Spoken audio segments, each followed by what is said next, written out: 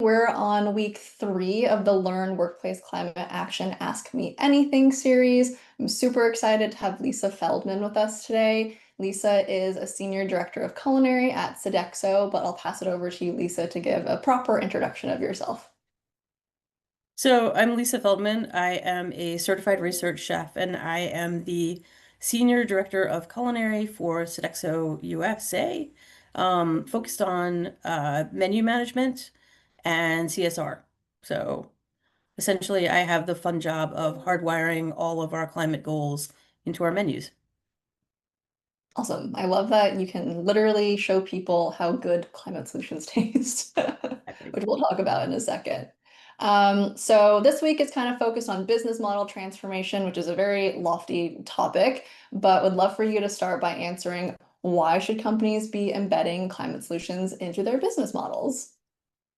I think because at this point they're table stakes, right? I think that that is what customers are looking for in terms of our clients are looking for things that are sustainable in whatever form that comes in. It's just like an expectation at this point.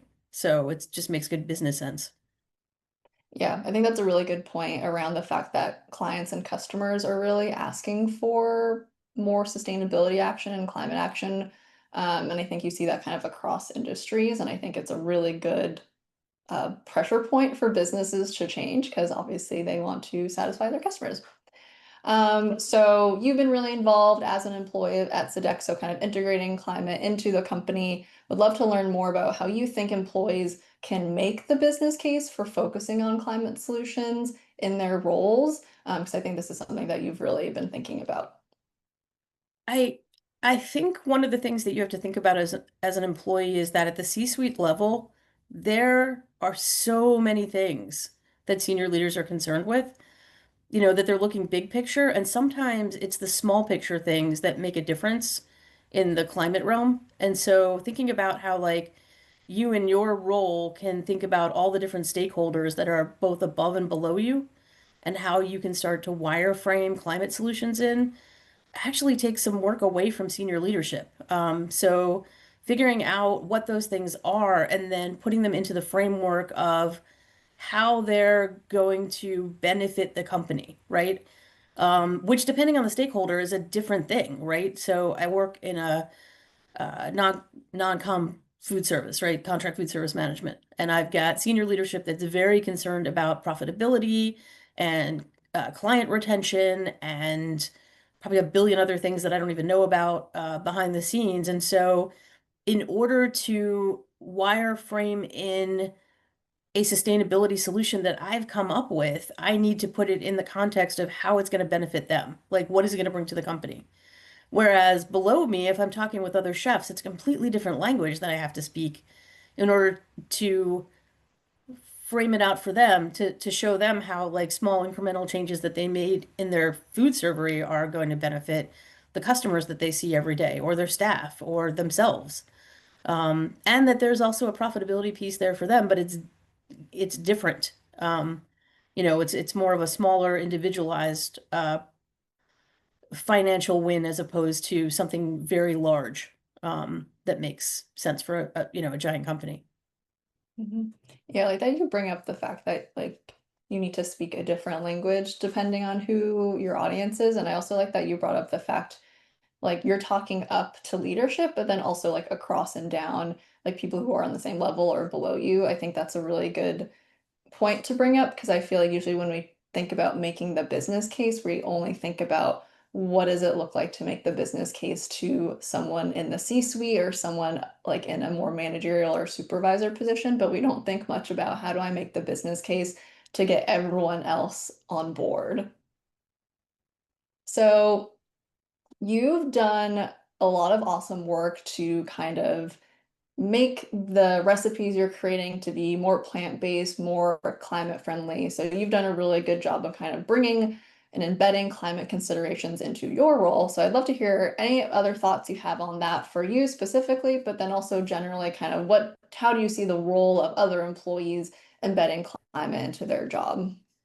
So from my position up, we were talking about speaking up or punching up, however you want to describe it, versus across or down. And I don't consider it to be down. I consider it to be um, more of a dialogue that happens with frontline employees. I mean, the best way to embed climate considerations is to actually do change management work with your frontline staff. If you're in a position where you're, kind of in a middle management position and you're trying to get everybody to embrace sustainability, depending on what your company does at whatever level, you have to speak in terms that people understand, and then you have to make it personal for them.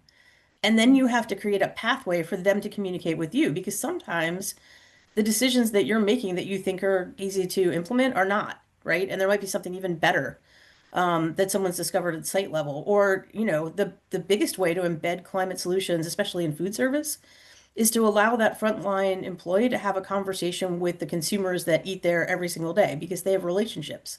And so, making sure that they understand why we're doing what we're doing, and then also listening to like what works in each account because everybody has a different clientele. And there are certain things that, whole population of people within a business might find delicious. And then you go down the road and it's a completely different assortment because it's different people, different demographics, so the ability to personalize it, to be able to allow them to have that dialogue up the chain to talk about like, here are some things at the level that I'm at that I can implement that are going to have impact in this account and be personal for the people that I'm serving and maybe encourage them to change their habits, right? They have hold a giant piece of change management in their hands by the way they, for us set up the servery, tell people that they've made good decisions, start a dialogue about, next week we're going to serve this thing and it's delicious. They don't even have to talk about the fact that it's climate friendly, right? And then you know, make sure that we're aware of it at the level that we're at. Because again, if that happens in every single uh, cafe that we run, all those actions roll up into a very, very big impact. So, I think that that's it. It's just about being like very transparent about what you're trying to do, and then listening to the feedback that you get once you launch whatever you're launching. Yeah, there's a couple of points I wanted to point out in that answer. One, you mentioned something around how, the people who are actually doing the work on the ground, frontline employees, they're probably going to have the best ideas because they're actually the people doing the thing that we need to have happen. So I wanted to point that out because I think that's really important. Um, and again, just going back to, you mentioned this earlier, but like the importance of personalizing and really contextualizing an action or how you're speaking, I think is so important. And I'm sure in the food world, it's even more important because everybody has different preferences and food is very personal. But yeah, I don't know, you brought up so many great points. Those are the questions I have for you, but is there anything else that you want to mention before we hop off this interview? I think the biggest thing for me is constantly reminding myself that small actions roll up into big actions. And that, I mean, you just need to keep your eyes open and look at, small incremental things that you see where you can have impact. So, because chances are that, other people have seen them, they just haven't said anything or tried to implement anything because they don't feel like they can. But again, contextualizing things at every level, I think is really the secret. Yeah, I agree. And especially when you work for a company like Sodexo that has really big scale, like you said, small actions definitely can transform into larger change. Yeah, I also think like keeping in mind that like unlike, other collective action, climate is all about inclusivity, right? So the more people that you get involved and the more people that you make feel empowered to make small incremental changes, the better your results are going to be. Yeah, I love that. I'm going to leave that there because I love that line. Climate action is all about inclusivity.